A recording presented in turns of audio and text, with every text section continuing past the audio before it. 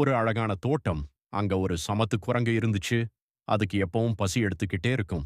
ஒரு நாளை அந்த தோட்டத்துல ஒரு சின்ன ஓட்டை இருக்கிற ஒரு மண்பானைய பாக்குது. அந்த பானைக்குள்ள நிறைய சுவையான நிலக்கடலை, பீனட்ஸ் இருக்கிறத குரங்கு கவனிக்குது. குரங்குக்கு ரொம்ப சந்தோஷம்.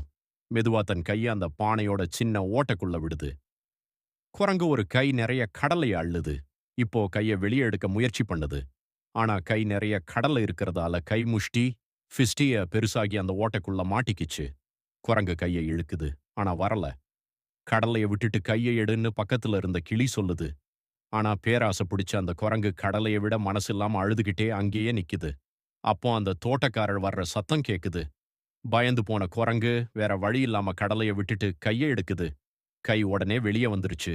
குரங்கு வேகமா மரத்து மேல ஏறி தப்பிச்சது. அன்னைக்கு அதுக்கு ஒரு கடலை கூட கிடைக்கல. மொரல்: பேராசைப்பட்டால் கையில் இருப்பதும் கிடைப்பதும் பறிபோகும்.